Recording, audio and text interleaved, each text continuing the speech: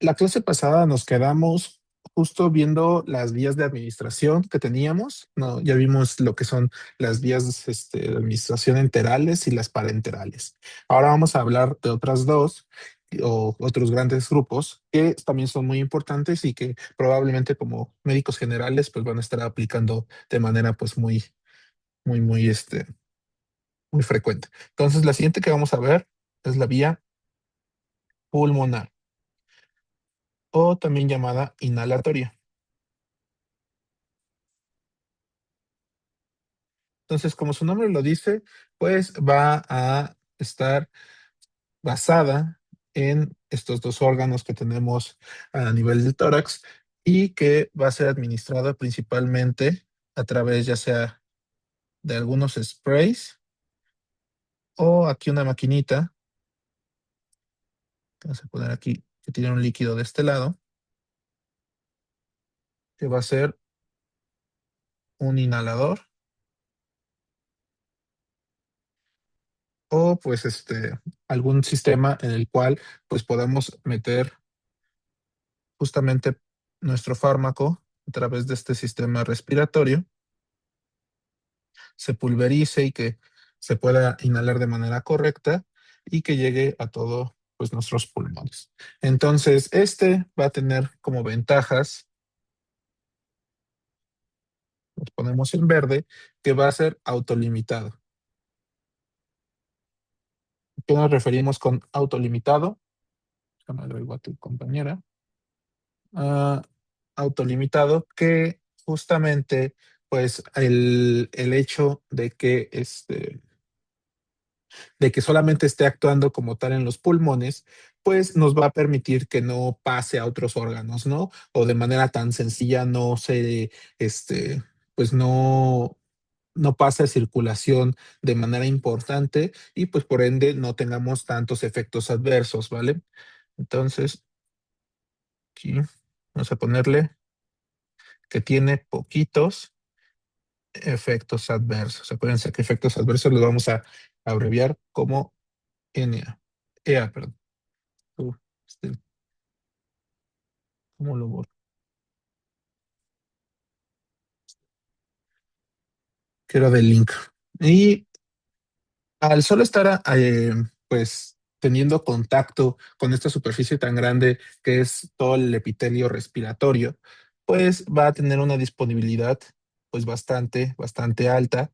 Y esta va desde los 0,5, es decir, la mitad del fármaco va a poder estar,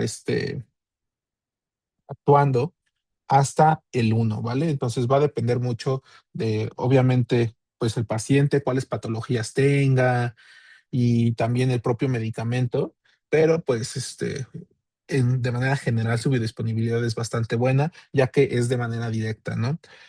Tus desventajas es que, pues, primero que nada, pues la disponibilidad, ¿no? No todos los fármacos nos van a servir en esta vía de administración, ya que si nosotros tenemos un dolor de rodilla, pues que vamos a estar inhalando de manera frecuente, pues algún tipo de, no sé, de analgésico o de opioide, ¿no? Si bien es cierto, nos puede medio ayudar para quitar la sensación de dolor, pues realmente no nos va a estar funcionando para como medida antiinflamatoria o cosas así. Entonces eso lo vamos a ver ya después cuando estemos dando los farmaquitos, pero pues ese es uno, la disponibilidad. No todos los fármacos nos sirven para todas las enfermedades de esta forma. El costo es otra de sus desventajas, ya que pues normalmente este tipo de terapéuticas es un poco más cara que si nosotros quizás estuviéramos utilizando otra vía. También que el efecto tiende a ser corto. Esto lo pueden ver de manera muy clara cuando estamos tratando a un paciente con asma, en los cuales pues tenemos, digamos, los dos pilares de tratamiento, ¿no? Unos que son a corto plazo, que no son en el momento del ataque, eh, pues del evento asmático y otros que tenemos como para largo plazo para evitar justamente esto, ¿no? Y los de a corto plazo, pues obviamente son inhalados, ¿no? Porque pues ya vimos que su biodisponibilidad es muy buena, se quedan ahí y a largo plazo, pues sí los damos de manera sistémica, ¿no? Para que no, para evitarlo, ¿no? Otra cosa que también es ¿cómo se llama? Que puede ser relativamente una desventaja, pero a su vez es como la ventaja, o sea, es, digamos, lo del efecto dual, es lo que les decía, ¿no? Que es autolimitado, pero pues aquí hay que ver que esta absorción se queda únicamente en epitelio. Entonces, como les digo, esto va encaminado con lo autolimitado que puede ser este este tipo de vía y pues es lo más importante que se tiene que conocer acerca de la vía pulmonar, ¿vale? No hay gran cosa, de hecho, eh, quizás, como les decía, pues puede ser que los ocupen en su vida como médico general, que principalmente para tratamiento de asma o quizás en algún momento para algún epocoso, ¿no? Algún paciente con EPOC. Entonces, esto es respecto a la vía pulmonar y nos vamos a saltar ahora a la siguiente vía que va a ser la última que, o más bien las últimas vías que vamos a ver, porque pues esta es una clasificación más grande, que son las vías tópicas. Y dentro de las vías tópicas, nosotros tenemos tres pilares, ¿no? O tres muy, muy, muy importantes, que si nos ponemos como un poquito más estrictos, pues nada más serían dos, pero pues así los dividen, ¿no? ¿Qué le hacemos? Entonces tenemos a las mucosas como primera, tenemos la vía tópica ocular, esta pues propiamente podría ser una mucosa, pero pues dejémoslo así, y la vía transdérmica. Entonces esas son las principales que vamos a ver ahorita. Entonces vamos a empezar con las oculares, vamos hasta arriba. Entonces, pues como su nombre lo dice, nos va a servir para el tratamiento de enfermedades en los oclayos. Entonces vamos a ponerlo aquí ocular, me suena como azulito. Nuestras vías oculares vamos a tener varias presentaciones, ¿no? Podemos tener gotas, que su nombre correcto es colirios. Entonces, traten de decirle las cosas como son cuando estén con sus pacientes. Entonces, decirle, te voy a mandar unos colirios y ya si te preguntan qué es, pues ya dices, mira, son las gotas. También podemos tener cremas, que pues la diferencia entre gotas o los colirios y las cremas es que su composición en los colirios es completamente acuosa o en casi todos los colirios son completamente acuosa y las cremas principalmente son un poquito más lipídicas, ¿no? Más con grasita. Y por último, y no menos importante, lentes de contacto. Pero no estos lentes de contacto que nos sirven para ver, sino son lentes de contacto con fármaco, ¿vale? Entonces ya estos lentes ya tienen fármaco preaplicado y pues por lo mismo, pues son una opción pues bastante buena y pues bastante amigable para aquellos pacientes que ya previamente hayan ocupado lentes de contacto. Y propiamente los lentes de contacto pueden ser como método de tratamiento no farmacológico para algunas enfermedades. Eh, pero pues eso ya lo van a ver en oftalmo, ¿no? Eso no es importante ahorita.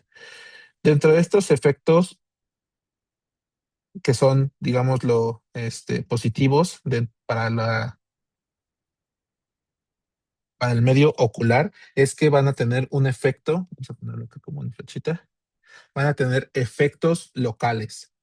Y eso pues está bien, pero digámoslo, dentro de las ventajas más importantes es que son baratos, en particular los colirios. Ya los lentes de contacto obviamente son otra cosa, pero los colirios normalmente son baratos a menos de que, pues como todo, ¿no? Podemos tener medicina súper personalizada y de hecho es uno de los pilares para el tratamiento de ojo seco, el cual es dar un colirio personalizado para el ojo seco que tú tengas, ¿no? Existen dos como ramas, pero el chiste es que tú puedes personalizar el fármaco y pedirlo así a la farmacéutica para el determinado paciente para que tengan los mejores resultados, porque pues en ese caso no es, digámoslo, eh, universal para todos, ¿no? Entonces ya vimos estos oculares y dentro de las desventajas, obviamente, lo de los efectos locales. Entonces lo ponemos en moradito porque pues puede ser tanto bueno como malo, ¿no? Es intermedio. Después vamos a ver las mucosas. Entonces tenemos vamos a poner acá, mucosas. Y dentro de estas mucosas tenemos muchas mucosas. Tenemos la mucosa rectal, la mucosa vaginal, la mucosa nasal y pues algunos también agregan aquí la parte de las gotas óticas, ¿vale? Entonces, del oído. Una característica de todos ellos es que al ser mucosas, pues absorben bastante bien y su biodisponibilidad casi siempre, ese no era el símbolo que quería poner, no me deja.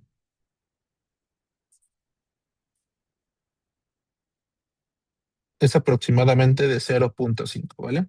Entonces, va a depender mucho, principalmente la vía rectal es la que va a tener mayor biodisponibilidad, porque pues justamente esta mucosa actúa como de una forma muy similar, o la absorción del fármaco va a ser muy, muy, muy similar a la que vemos cuando veíamos administración sublingual. Entonces, pues su propio nombre lo dice, la mucosa rectal, pues está a nivel en el recto y como les digo, pues aquí tenemos plexos venosos que evitan hasta cierto punto el efecto de primer paso y por eso la biodisponibilidad va a ser más alta. En caso de las mujeres, pues la vaginal o en el caso de la mucosa nasal, que vamos a poner aquí como una lisita verde, pues aquí nada más mencionar y lo vamos a ver en tercer bloque que existen algunos fármacos que son pues propiamente para la mucosa nasal, casos de alergias, algún tipo de pólipo, pero algo que también nos importa son las vacunas, ¿vale? Entonces tenemos algunas vacunas que se aplican directamente a través de la mucosa nasal. Y por último, dentro de estas vías de administración tópicas, tenemos a los parches y a las vías transdérmicas. Entonces, vamos a ponerlo acá. Transdérmicos. Entonces, dentro de estos fármacos transdérmicos, como les decía, tenemos a los parches, que es uno muy, muy, muy frecuente. Obviamente tenemos a cremas y pomadas. Ay, ¿por qué no me sirve el botón de deshacer? Tenemos cremas y pomadas y pues principalmente eso, ¿no? También tenemos ahí algunos geles, tenemos algunas soluciones acuosas como tipo loción, pero pues es más importante las otras, ¿no? Que realmente. Tal vez a los geles sí los podemos agregar, perdón, aquí, porque pues su presentación es completamente diferente, ¿no? Entonces, aquí dentro de los parches, nada más recordar que nos sirven principalmente para un tratamiento de un paciente que sea de manera sostenida, ¿vale? Entonces, esa es como la principal indicación en la cual nosotros queremos pues dar este tipo de medicamentos y pues justamente al ser tipo de parche, pues normalmente lo dejamos durante mínimo 24 horas, ¿ok? Obviamente existen parches que son más longevos, 48, 72 horas, y existen hasta de semanas, ¿no? Nosotros pues los aplicamos propiamente en la piel. Los sitios de aplicación pues varían mucho. pueden ser desde el brazo o dependiendo de cuánto tiempo va a durar. Si son poquito tiempo, si en el brazo está bien porque pues no hay tanto, o sea, puede que tengamos movilidad, pero como va a durar poquito tiempo, pues la administración de este fármaco, pues no, pues no hay tanto tema, ¿no? Pero en el caso de que va a durar más tiempo, quizás una semana, en los casos de aplicar opioides, que son muy utilizados los parches de buprenorfina, se pueden aplicar en la espalda, en donde tal vez no hay tanto movimiento y propiamente pues no se nos va a despegar, ¿no? Dentro de estas otras presentaciones que tenemos, algo que es muy importante recordar es que al menos las cremas y las pomadas están en base oleosa, ¿no? Y pues nuestra piel pues es algo impermeable hasta cierto punto, ¿no? Es impermeable y para que nosotros mejoremos la administración y la absorción del propio fármaco, necesitamos realizar fricción. Es decir, que nos sobemos la pomada, que nos la untemos muy bien, ya que al realizar fricción, lo que vamos a hacer es que aumentemos la liposolubilidad del propio fármaco y con ende mejorar la biodisponibilidad de esta forma. De todos modos, las cremas y las pomadas son de las que tienen peor biodisponibilidad. Aquí pues sí sería como entre 0.2, 0.4, dependiendo de justamente nosotros cómo lo estemos aplicando, es decir, la fricción y propiamente cómo tengamos la piel, porque pues, si tenemos una cortadura o cosas así, pues obviamente va a aumentar, pero pues puede llegar a tener efectos adversos como lo puede ser irritación y cosas así, ¿no? Entonces, pues eso respecto a las vías de administración tópicas y inhalatorias. ¿Alguna duda hasta ahorita? Todo bien. Va. Bueno. Entonces, vamos a continuar con otro parámetro que es muy importante, o más bien otro concepto más que parámetro, que justamente es la bioequivalencia. Entonces, nosotros hablábamos de biodisponibilidad y ahora vamos a hablar sobre la bioequivalencia y aquí les pongo tres marcas diferentes de fármacos que se dedican a pues, justamente realizar estos medicamentos. Entonces, tenemos a las farmacias similares, a la farmacia de Walmart, que es Medimart, y a un medicamento de patente. Vamos a ponerlo acá genéricos. Este sería como un genérico, algo de patente, y ahorita vamos a ver a qué nos referimos con las farmacias similares, ¿ok? Entonces, nosotros, para saber que dos fármacos son iguales, nosotros nos vamos por un concepto que justamente es bioequivalencia. Entonces, nosotros decimos que dos fármacos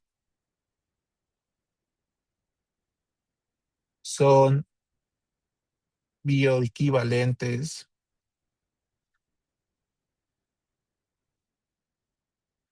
cuando cumplen lo siguiente. Entonces, hay una bioequivalencia entre dos fármacos cuando, vamos a ponerlo en diferentes colores. Primero, tienen el mismo principio activo.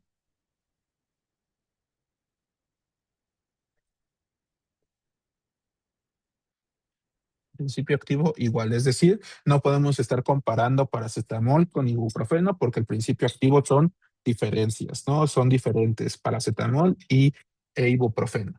Entonces, esa es la primera que siempre tiene que cumplir. Siguiente, que su vía de administración,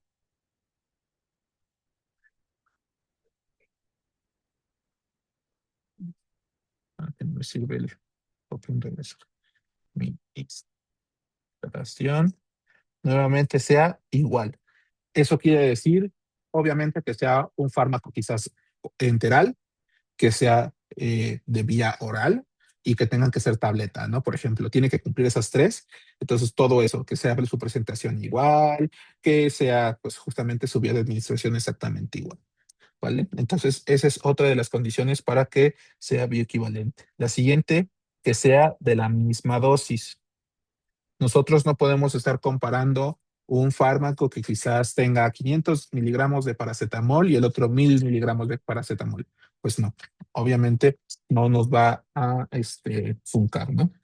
Otro que es súper, súper importante y dentro de los que más, o sea, una vez que ya se revisó todo lo anterior, pues justamente que su biodisponibilidad sea igual. Eso quiere decir que pues si nuestro primer fármaco tenga 0.5, el siguiente tenga 0.5. Si uno tiene 0.6 y el otro tiene 0.4, pues ya vimos que ahí hay diferencia y no son bioequivalentes. ¿Ok? Y por último, que sean igual de potentes. Esto lo vamos a ver mejor en la clase de mañana y, perdón, en la clase del viernes, pero esto básicamente habla de que generen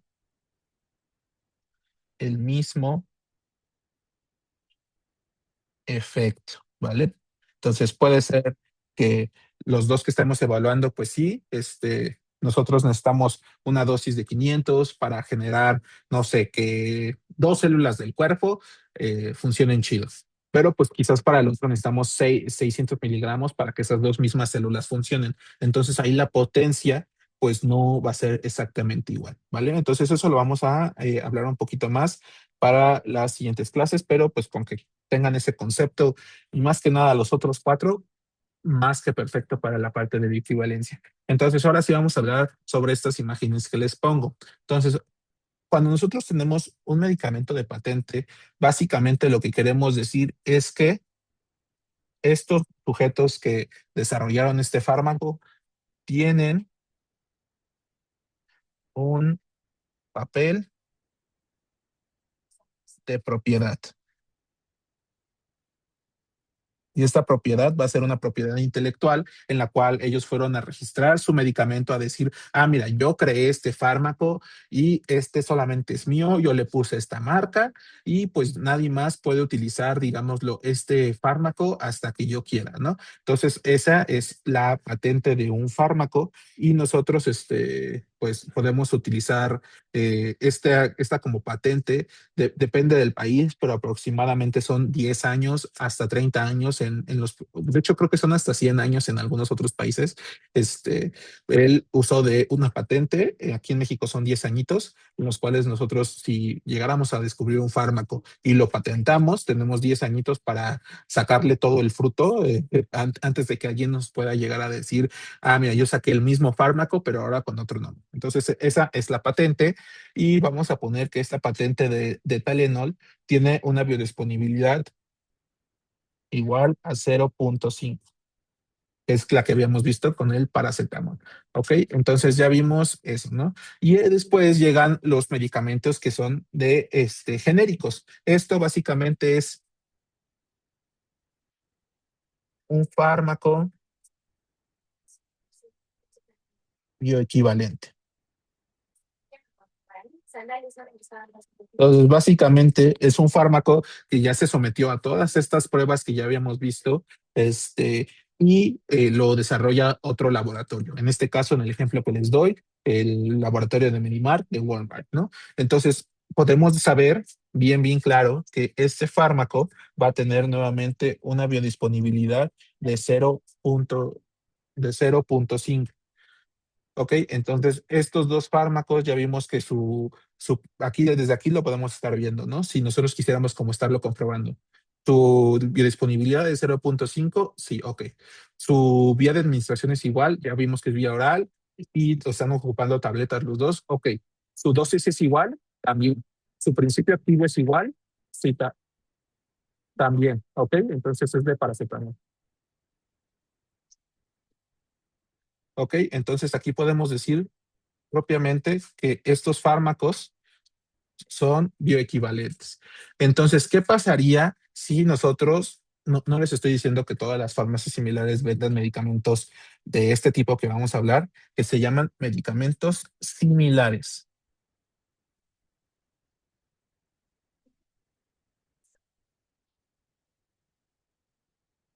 Entonces, estos medicamentos similares, pues básicamente van a ser fármacos que no cumplen con alguna de las con alguna o con varias de las descripciones que habíamos visto anteriormente, pero que sí cumplen con algo que es muy importante, que sean el mismo principio activo.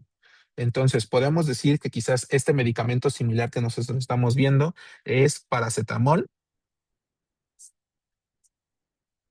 pero ya empezamos mal y es un paracetamol que se vende, en este caso, en cápsula de 1 gramo cada uno. Entonces ahí ya estamos viendo que son dos cosas completamente diferentes. Y pues nosotros estamos administrando nosotros estamos haciendo el estudio para ver cuál es su disponibilidad de este. Sabemos que si nosotros administramos este fármaco, nada más nos van a dar 100 miligramos en el cuerpo y su disponibilidad, si nosotros dividimos el 100 entre el uno, que pues es la fórmula en la cual nosotros calculamos, acuérdense de la biodisponibilidad, es el fármaco sistémico entre el fármaco administrado, que esto nos daría una biodisponibilidad de este lado de 0,1. Entonces, aquí ya vimos que este paracetamol, por donde le veas, es muy, muy, muy diferente a los otros dos, ¿no? Ya vimos que el de patente y el genérico, igualitos, bioequivalentes. Puede ser que tal vez tengan una caja diferente, que hasta la propia tableta sea de color diferente, pero pues no nos importa eso, ¿no? La forma ni nada de eso. Nos importa lo que ya les dije en la parte de la derecha, ¿no? En este cuadrito azul.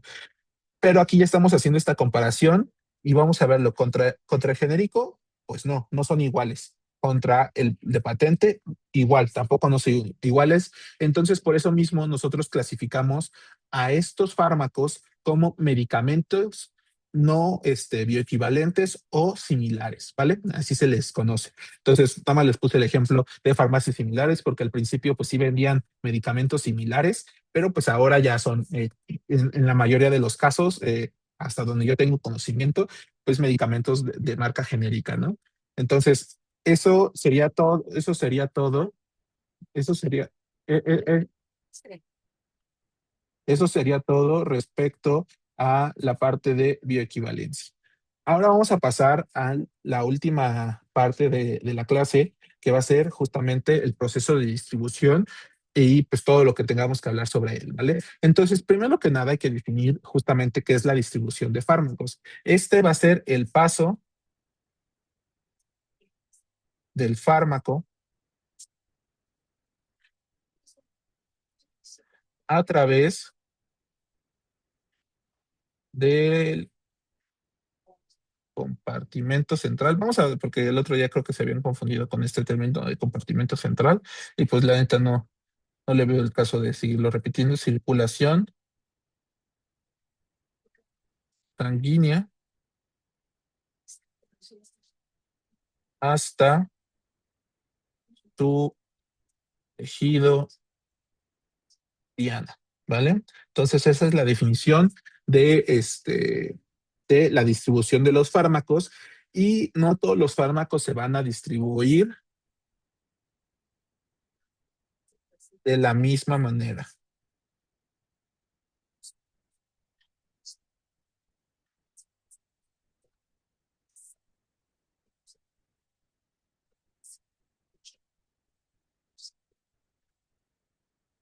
¿Ok? Entonces existen diferentes características que van a hacer que esta distribución cambie. Primero que nada, las propiedades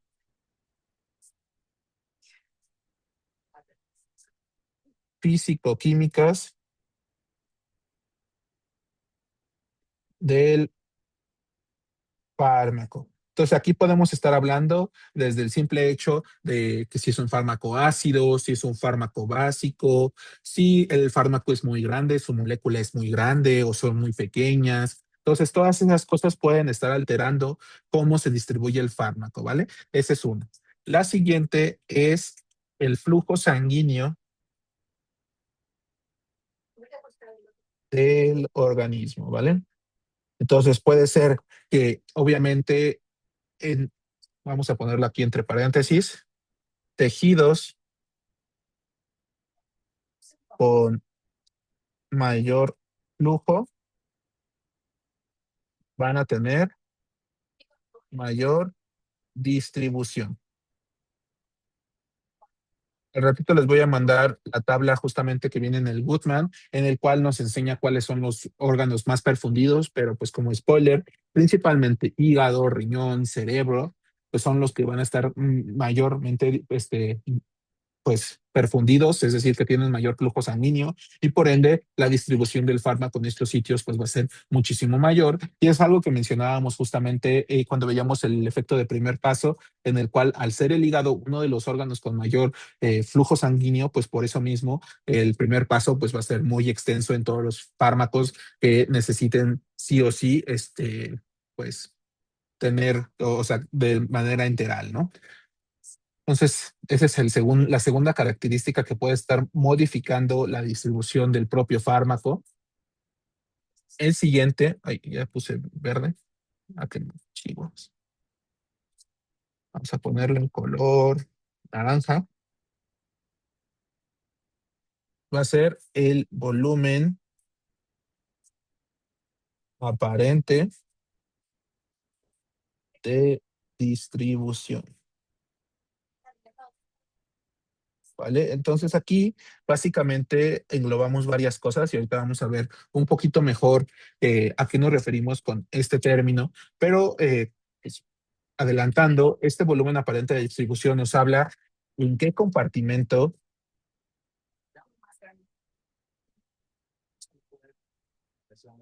está el fármaco. Entonces podemos tener diferentes compartimentos. Tenemos el compartimento intravascular, es decir, pues todo lo que está en la sangre. Tenemos el extracelular, que pues básicamente el extracelular también abarca el de la sangre, pero ahorita vemos el intersticial, intracelular, y pues ya si superamos el intercelular, pues vamos a tener obviamente unión a otras cosas que pueden ser proteínas o moléculas propiamente de los tejidos. Entonces, esta distribución, de manera como general, o sea, para todos los fármacos, va a seguir una dinámica de dos fases. Y estas dos fases van a ser las siguientes. Vamos a ponerla en color café, primera fase, y la segunda fase por este lado. Como les digo, de manera general esto va a pasar, pero pues obviamente en fármacos especializados para cierto lugar, pues puede ser que esta dinámica no se siga a rajatabla, ¿no? Y también depende de la vía de administración. Entonces vamos a empezar con órganos que son súper, súper perfundidos, como lo puede ser el hígado,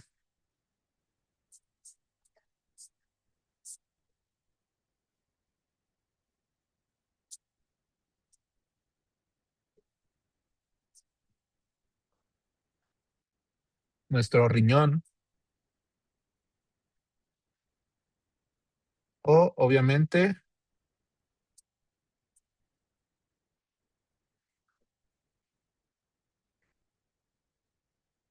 ay, perdón por mis garabatos, el cerebro, ¿vale? Entonces esos son los principales puntos que va a pasar el fármaco desde una circulación sanguínea normal,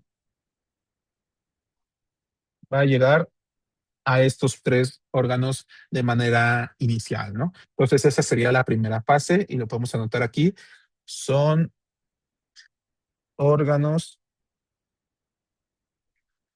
a los que llegará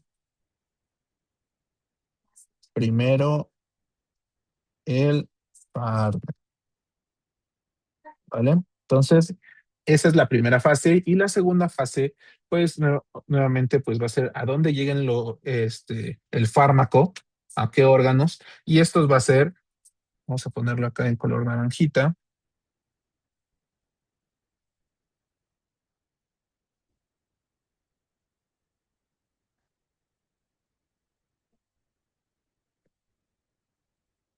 el músculo,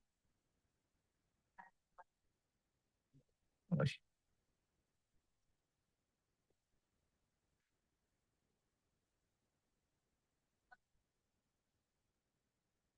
tenemos acá, vamos a poner acá en color, pues en ese mismo color,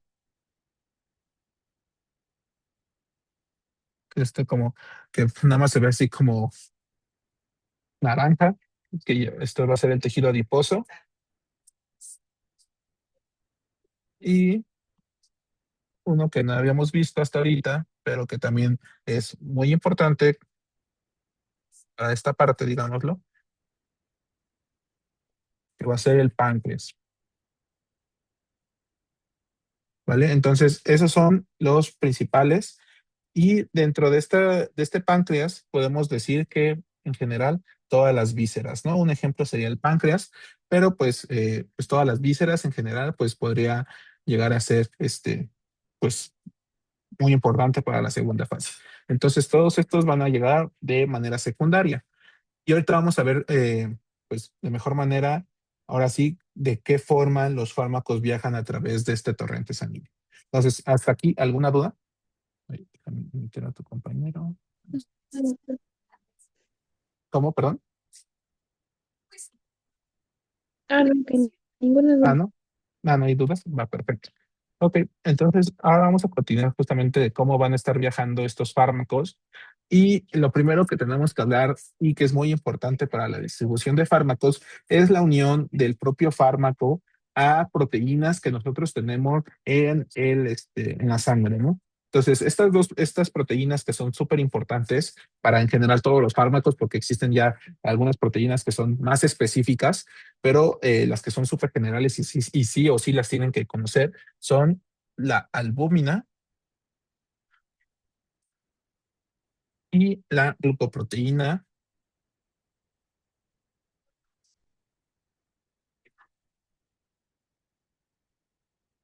ácida alfa uno, ¿vale? Entonces, esas son las dos proteínas que son muy, muy importantes que ustedes conozcan para la parte de la unión de proteínas plasmáticas del propio fármaco. Y la albúmina va a ser una proteína que va a ser básica. Y nuestra glucoproteína ácida, como su nombre lo dice, es una proteína ácida. Entonces ya desde ahí ya podemos empezar a pensar qué son las cosas que se le van a unir a cada una, ¿no? Entonces vamos a poner acá a la albúmina, que yo siempre me la imagino naranjita.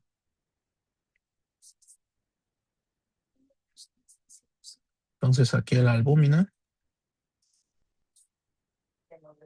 Y pues al ser una proteína básica, va a unir a fármacos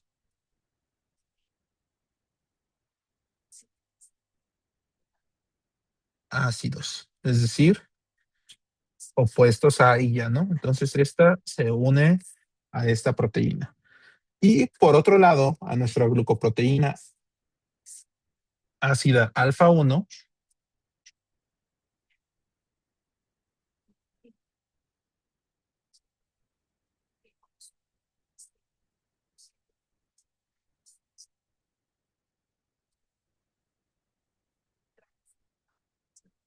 va a unir a fármacos básicos. Entonces, si lo vemos desde un punto de vista ya en la circulación, pues veríamos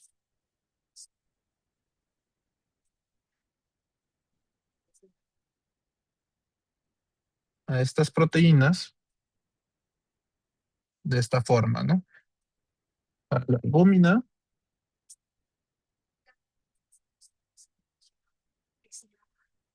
y para nuestra glucoproteína ácida alfa uno. Pero de igual forma, estos fármacos pueden estar unidos de esta forma o pueden estar viajando solitos. Pues puede estar así o así. Y esto es lo que va a denominar cómo nosotros llamamos a estos fármacos. De esta forma, en la cual está unida a su proteína, pues es un fármaco unido a proteínas. Muy, muy, muy obvio, ¿no? Pero de esta otra forma va a ser el fármaco libre. ¿Y qué nos importa que esté unido o no esté unido a la proteína, ¿no? Primero que nada, el fármaco libre es el que tiene efecto, ¿vale? Tiene efecto farmacológico, ya que el fármaco unido a proteína no puede difundir. Y propiamente porque pues justamente está unido a la proteína y pues la distribución, digámoslo, más bien la difusión del propio fármaco adentro de la célula o simplemente si necesita el fármaco unirse a su receptor, pues imagínense si tiene ahí un pegostle que no le permite hacer nada, pues obviamente no va a funcar de manera adecuada, ¿no? Entonces, esto lo voy a poner un poquito más para acá. Entonces, dentro de esto, difunde el espacio intravascular. Es decir, sale del torrente sanguíneo y este no difunde del espacio intravascular, como les comentaba. Y aquí vamos a agregar pues, ¿cómo se llama? Una nueva dimensión a esta parte, en la cual vamos a ver cómo también alteraciones de las propias proteínas pueden modificar que nuestro fármaco actúe más o actúe menos. Y esto, pues, no, el programa nos dicta con solamente la albúmina, pero pues también tener en cuenta que cualquier alteración hepática, porque pues a estas dos se producen en el hígado, pues van a generar esto, ¿no? Entonces, nada más vamos a ver con la albúmina, que es la que nos pide el programa. Entonces, nosotros vamos a ver que si nosotros disminuimos la albúmina, vamos a tener una situación que se va a llamar hipoalbuminemia.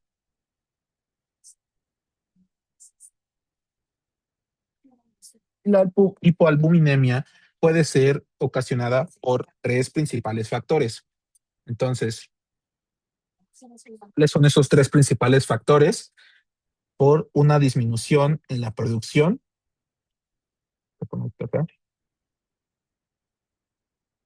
de albúmina. Entonces, nosotros producimos menos albúmina. ¿Y por qué puede producirse menos albúmina? Como les decía, por una enfermedad hepática, ya que toda la producción de proteínas o en la gran mayoría de las producciones de proteínas va a estar mediada por el hígado. ¿Ok? Entonces, una enfermedad hepática puede generar menor producción de albúmina y por ende generar hipoalbuminemia. Ese es uno. La segunda va a ser por una dieta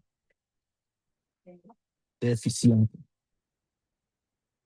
Esta, pues, propiamente, pues, si no tenemos las propios aminoácidos que nos pueden funcar para producir albúmina, pues, obviamente no vamos a poder producirla. Y por último, vamos a por una excreción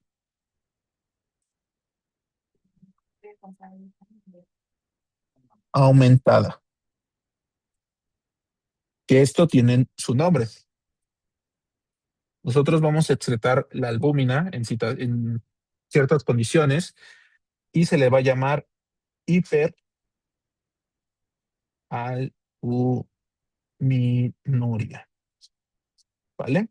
Estamos orina, albúmina, estamos orinando orina. Y si generamos el prefijo hiper, pues estamos orinando mucha albúmina, ¿vale? Entonces, esto principalmente va a suceder en condiciones de enfermedad renal, ¿vale? Y algo que puede estar modificando todas estas Aquí no se puede. Es enfermedades neoplásicas, ¿vale? Principalmente a la producción de albúmina, pero de manera, pues, en general, pues puede llegar a condicionar esto, ¿vale? Entonces, esa es pues el ejemplo que se pide que mínimo que conozcan ustedes para la unión a proteínas plasmáticas y pues es bastante sencillito, ¿no? O sea, tenemos dos tipos de uniones a fármaco, estamos el fármaco libre, el fármaco unido a alguna proteína y pues el fármaco unido a una proteína pues tiene menos efecto porque pues no puede generar, tal vez aquí, ah, de hecho aquí yo me equivoqué, lo puse esto dos veces, menos efecto farmacológico. Tiene menos efecto farmacológico. ¿Por qué? Porque no difunde. Y el otro, el fármaco libre, tiene el efecto farmacológico porque difunde, ¿no? Entonces, esas son las dos diferencias. ¿Cuáles son las cosas que pueden condicionar a que tengamos mayor fármaco libre? Obviamente, si nosotros tenemos menos albúmina, pues vamos a tener más fármaco libre y por ende más efecto.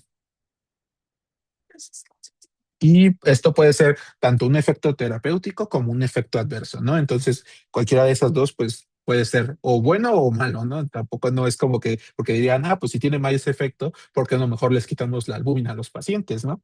No, pues este efecto no es así como que diga, mira, yo voy a decidir que le voy a hacer bien a mi paciente, ¿no? O sea, puede ser las dos. Entonces, para eso está medido cuánta dosis se le tiene que aplicar al fármaco. Y esto va muy de la mano con, o la forma en la cual nosotros vemos esos con lo que les comentaba hace ratito, que es el volumen aparente de distribución, que vamos a definirlo primero, que es la relación entre la cantidad de fármaco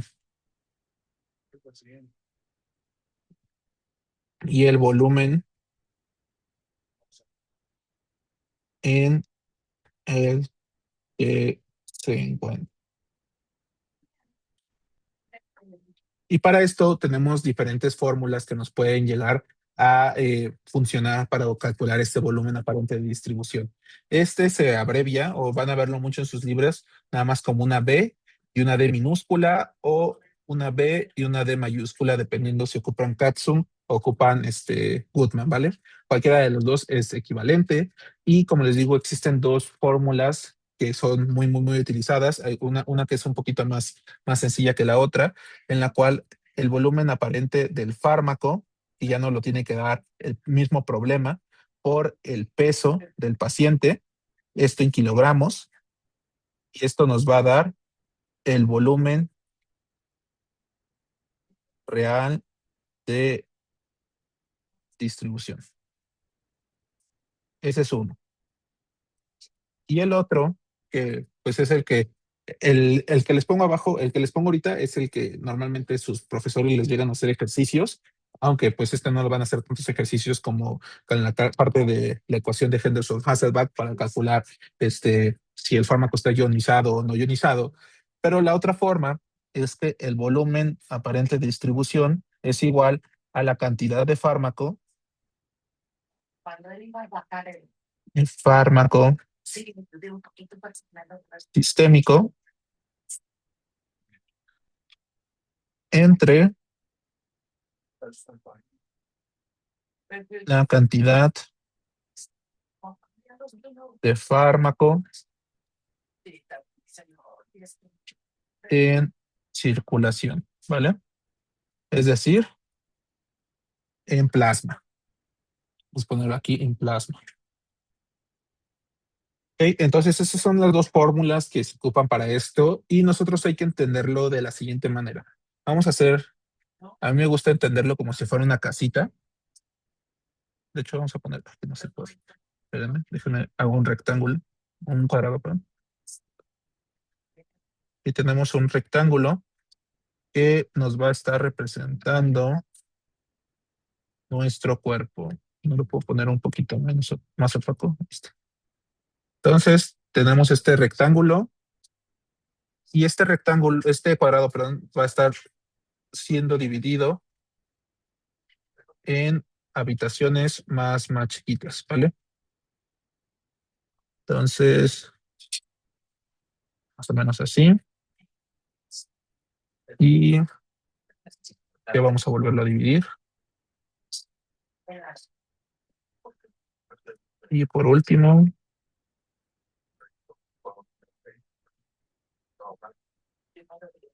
tal que así, ¿vale? Entonces aquí ya estamos viendo que se divide un montón de veces esta casita. Aquí vamos a ponerle un color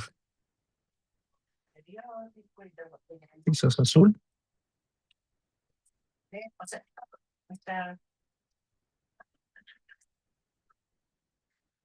Ya lo ponemos rojo intenso.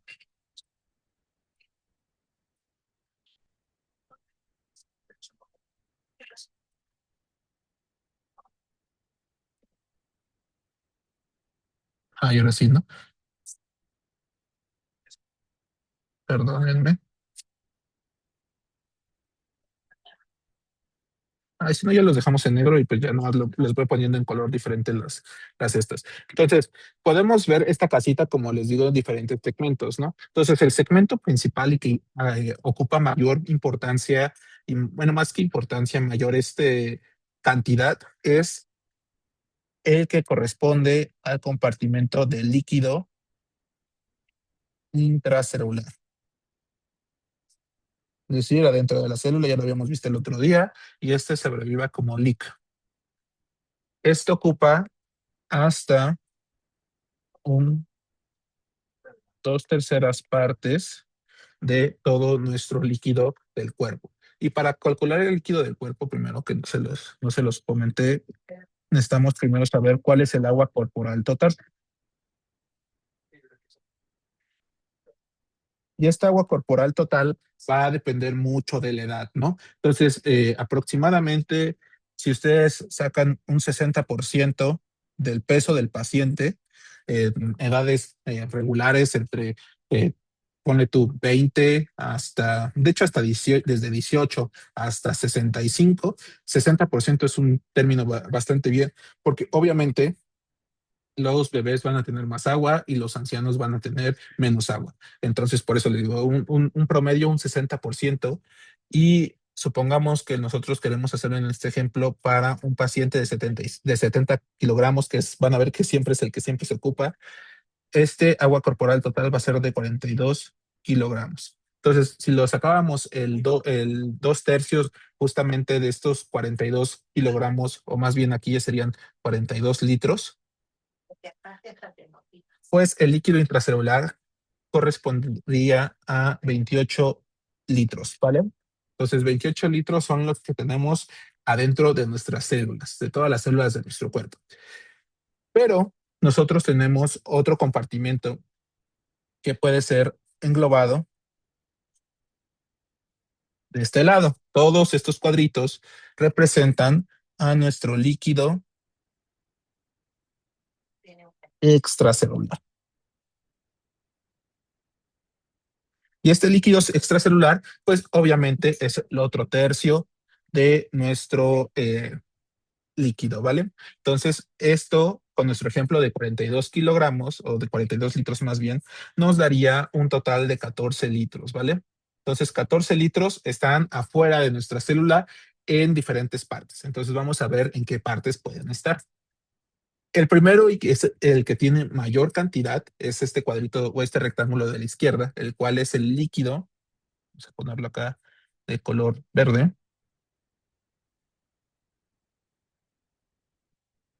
Intersticial. Que para este ejemplo, va a ser de 10.5 litros, ¿vale?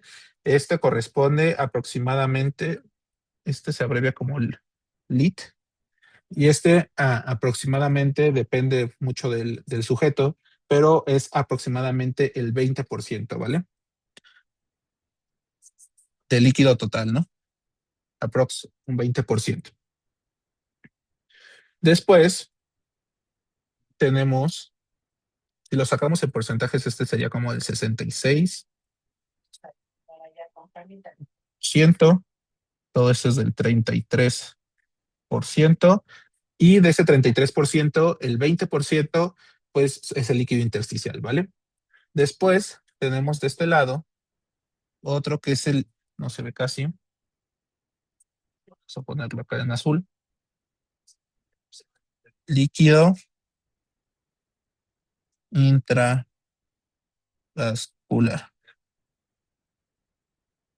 que se abrevia como LIF, y para este ejemplo va a ser de entre 3.5 a 4 litros, ¿vale?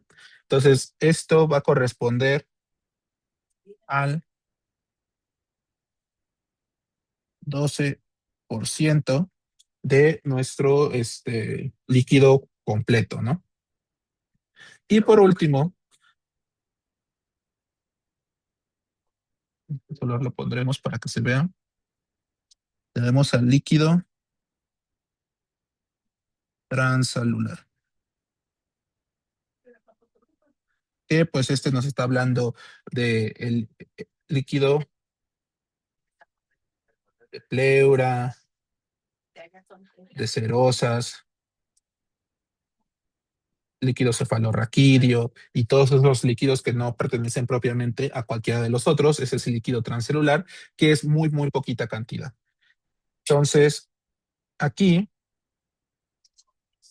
normalmente abarca el menos del 1%, pero pues en este ejemplo vamos a poner que son aproximadamente de 100 a 200 mililitros, ¿vale?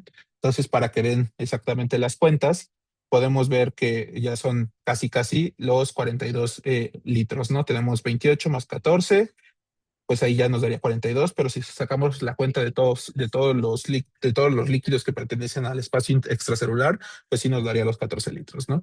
El chiste es que el fármaco puede estar en cualquiera de estos, ¿no? Entonces vamos a dibujar acá un fármaco, lo vamos a poner en color naranja si se ve, no, a ponerlo en color negro, ni modo.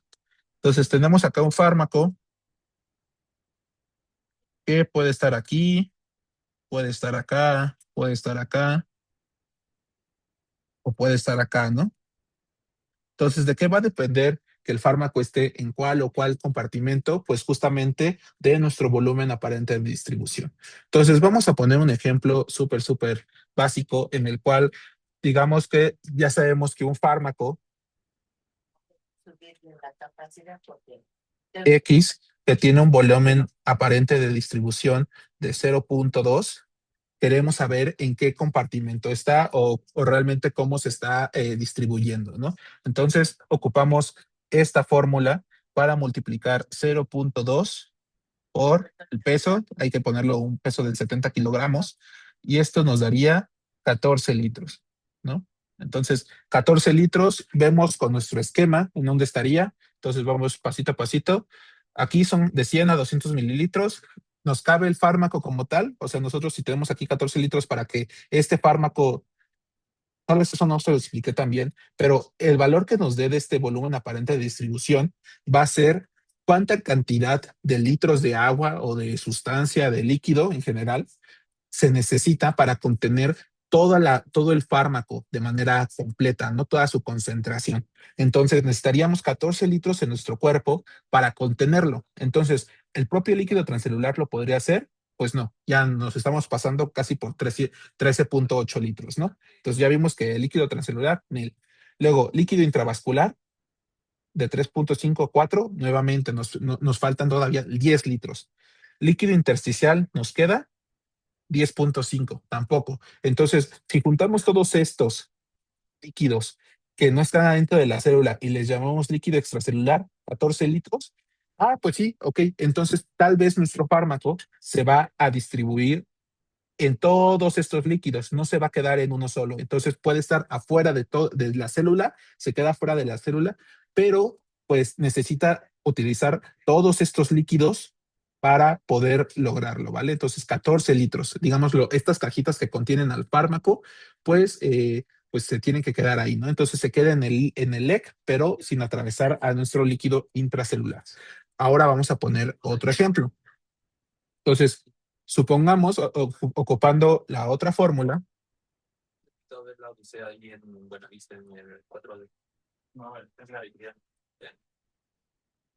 tenemos un fármaco que le administramos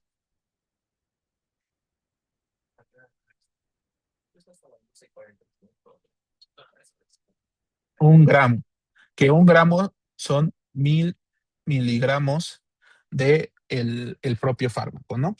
Y le hacemos un estudio a este paciente y le hacemos el estudio para saber cuánto fármaco tiene en el plasma.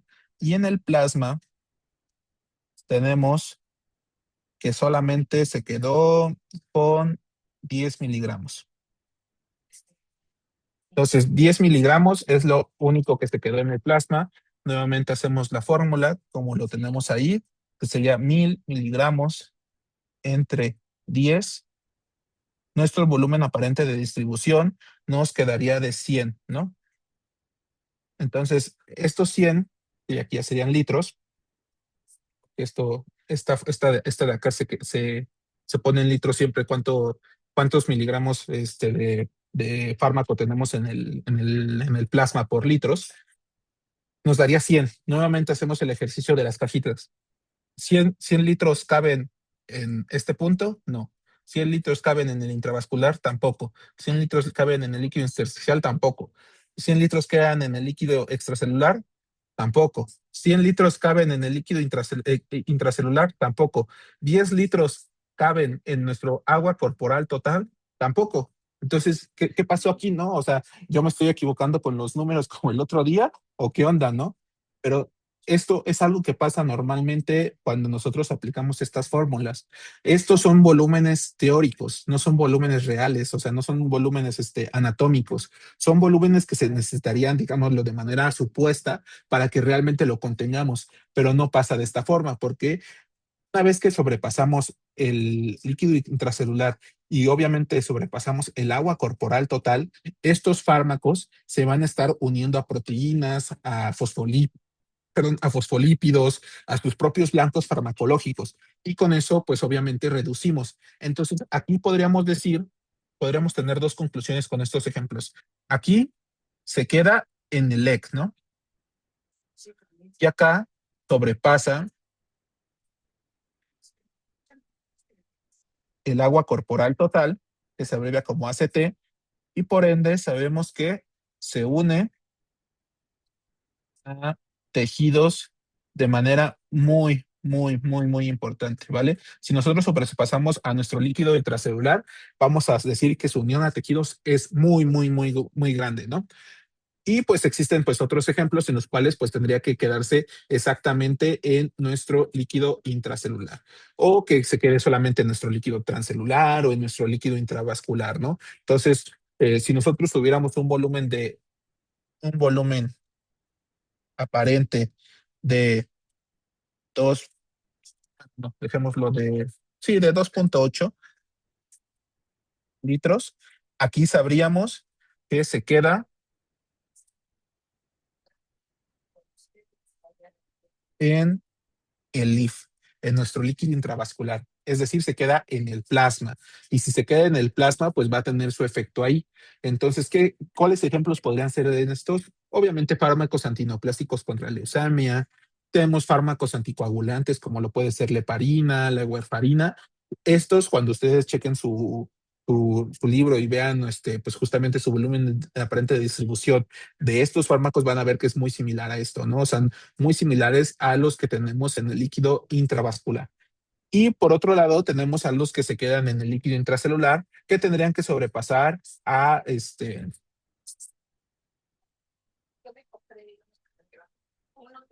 volumen aparente de distribución, que es mayor a 14, pero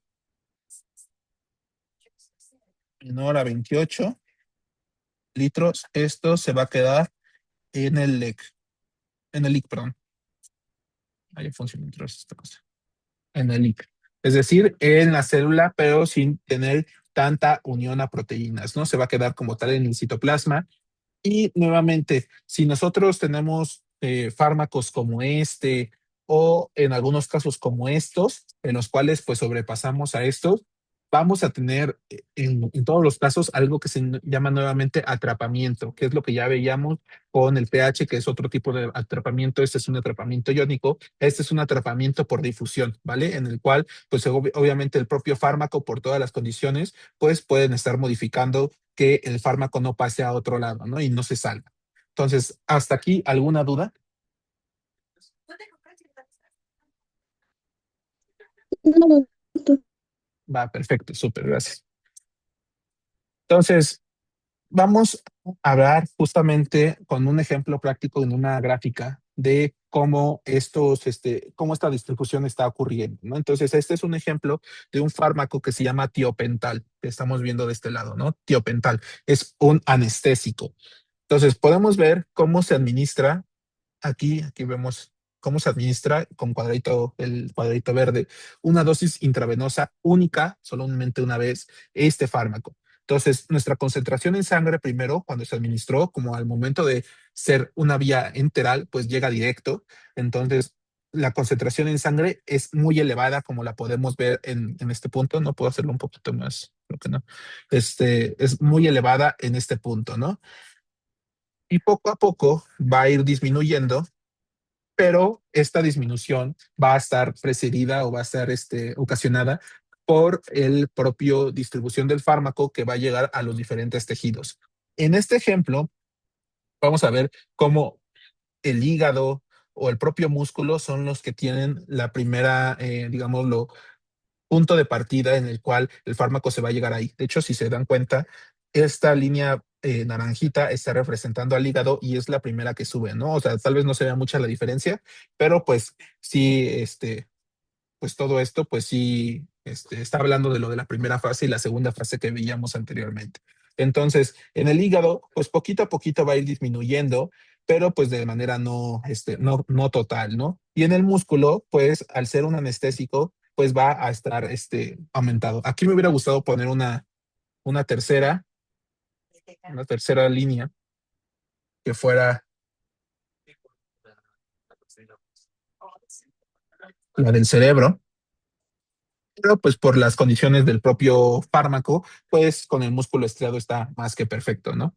Entonces, nada más para que quede claro, el músculo estriado pues es en el sitio en el cual el tiopental va a estar funcionando, pero ahorita algo que vamos a ver es que el tejido adiposo nos va a servir como reservorio para el propio algunos fármacos en el caso de los anestésicos, y también va a estar aumentando pues esta línea que va a estar hablando de nuestro fármaco eliminado. Entonces aquí nada más es como de manera como gráfica, como pues sí, pasamos desde un estado plasmático, luego pues este estado plasmático va a estar encaminado con esta unión a proteínas, pero pues la unión a proteínas no es 100%, entonces tenemos cierto fármaco que está en su forma libre, que va a poder difundir a los diferentes órganos. Y posteriormente, pues vamos a tener una recirculación que ahorita vamos a ver de mejor manera a través de nuestro tejido adiposo, y obviamente pues necesitamos eliminar el fármaco porque si no se va a quedar ahí de por vida, ¿vale? Entonces eso es el ejemplo que les quería dar, y pues para enlazar justamente con la unión a los propios tejidos y por qué es tan importante, ¿no? Entonces aquí les pongo tres imágenes que van a ser muchísimo más bonitas que mis garabatos que les enseñé hace ratito. El primero que les quiero hablar es sobre el sistema nervioso central, seguido del hueso. Por último de esta diapo, el tejido adiposo. ¿Vale? Entonces, esos son los principales que nos importan, al menos en este momento, cómo va a ser la distribución del propio fármaco. Entonces, dentro del sistema nervioso central, ustedes tienen que saber que existe algo que se llama barrera hematoencefálica.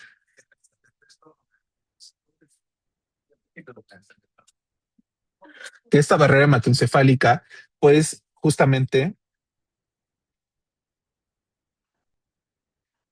impide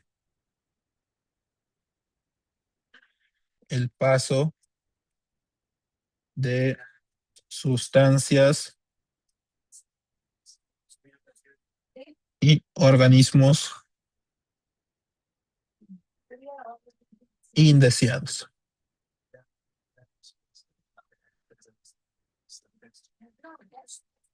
Indeseados. Por eso mismo se dice que el sistema nervioso central, principalmente, pues, cerebro, es un órgano inmuno,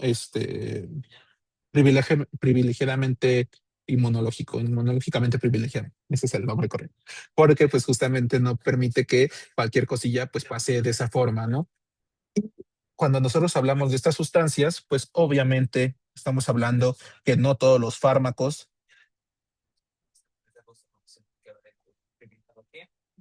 pueden pasar esta barrera. Esto lo vamos a desarrollar mejor en segundo bloque. ¿Cuáles son las cosas que nos ayudan a, pues, a que pues, un fármaco llegue a pasar? Pero como adelanto y algunas de las cosas que son súper generales, para no a lo particular, es que un fármaco sea muy liposoluble, ayuda, obviamente, que la unión a proteínas plasmáticas, vamos a ponerlo acá. Bueno, voy a ponerlo completo para que, porque no les puse la abreviación. Fármaco unidos a proteínas, disminuye mucho que el fármaco pueda pasar a este punto, entonces se le abrevia como FUP. Y también en algunos casos se necesita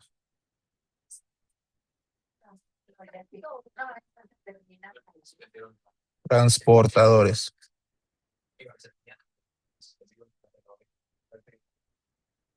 ¿Vale? Entonces esa es una. Y existen situaciones como patológicas en las cuales pues se produzca que este sistema nervioso central, su barrera hematoencefálica, pues genere pues daños en ella y por lo mismo pues puedan pasar más sustancias. Estos, esto se ve pues englobado en inflamación y esta inflamación condiciona a mayor paso de fármacos sin que tengan estos condicionantes que ya habíamos visto y pues de cualquier sustancia y por ende si el fármaco de por sí no debería de haber pasado, pues puede generar efectos adversos o daños en el propio paciente, ¿no? Y estos fenómenos que condicionan a la inflamación de nuestro sistema nervioso central, en específico de la barrera hematoencefálica, pues puede ser la hipertensión, un evento cerebrovascular, es decir, un infarto cerebral, o también traumatismos, ¿no? Entonces, todo eso, pues, condiciona a que haya inflamación y, pues, mayor paso, ¿no? Por otro lado, en el hueso, nosotros sabemos que el hueso nos sirve como un punto de acumulación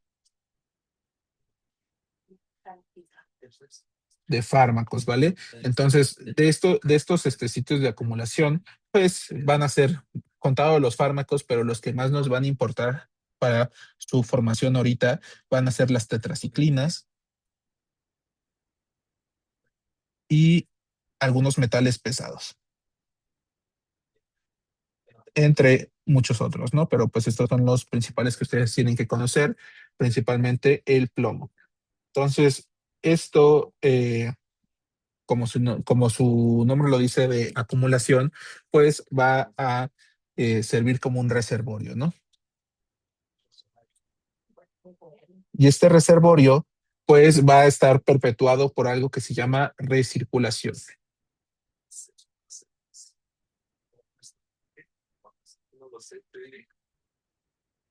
Y esta recirculación va a estar dada de la siguiente forma, ¿no? Entonces nosotros tenemos en un primer momento el depósito del fármaco. Bueno, esta acumulación no les comenté, pero esta acumulación es por la estructura o la sustancia estructural del hueso, que es la hidroxiapatita.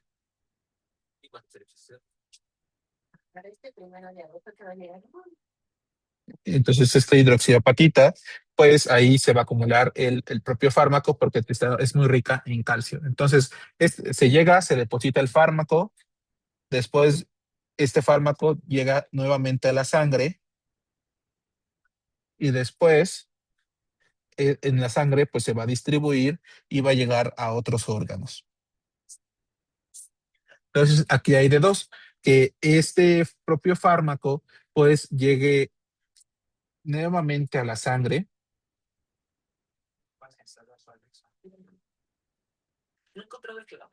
y si llega nuevamente a la sangre, pues regularmente va a pasar esto, que se vuelva a depositar en el hueso. Esa es la forma de recirculación más común. La otra es que dentro de este órgano, pues el fármaco se vaya a hacer un efecto. Entonces, este efecto, pues puede ser positivo o negativo, ¿no? Entonces puede generar efectos adversos o pues el tratamiento, ¿vale? Y un ejemplo muy clásico de esto, del tratamiento y que se ocupa esta recirculación, va a ser los bisfosfonatos,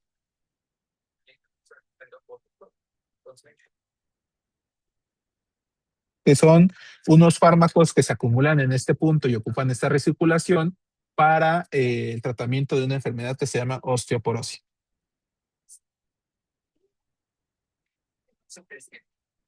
¿vale? Y por último tenemos al tejido adiposo. Y este tejido adiposo, pues nuevamente va a fungir como acumulación o un punto de acumulación del fármaco. Esto tiene con la gran cantidad de grasa, ¿vale? Y esto es para fármacos muy liposolubles, ¿vale? Entonces, aquí este tejido pues va a acumular a muchos fármacos que sean anestésicos y también a algunos opioides y antirretrovirales. Como principales ejemplos, utilizando nuevamente este ejemplo de recirculación, no solamente para el hueso, sino también para el tejido adiposo, y es algo que veíamos justamente en nuestra gráfica de aquí arriba, como este fármaco que es un anestésico que es muy liposoluble, pues hasta cierto punto, pasado cierto umbral, el tejido adiposo, la concentración de este fármaco es muy alta y va a ir recirculando para seguirse acumulando ahí, pero en este punto ya no tendríamos tanto los efectos porque pues justamente el tejido adiposo está teniendo todo la concentración y el punto en donde actúa, que es en nuestro músculo estriado, pues la concentración poquito a poquito va disminuyendo, ¿vale? Entonces tenemos el fármaco dentro del cuerpo, en el tejido adiposo, pero pues realmente no está generando ningún efecto, como veíamos en nuestro diagrama de recirculación, ¿no? Entonces no se fue para este punto, sino que se fue para este lado y llegó a la sangre nuevamente y luego se fue al depósito nuevamente, que en este caso sería nuestro tejido adiposo. Entonces, eso sería todo por la clase de hoy. La siguiente clase, que sería el día de mañana, vamos a ver justamente la unión a tejidos. Vamos a terminar de ver unión a tejidos, perdón, de placenta y vamos a continuar con metabolismo y eliminación, ¿vale? Entonces, pues cuídense y nos vemos mañana.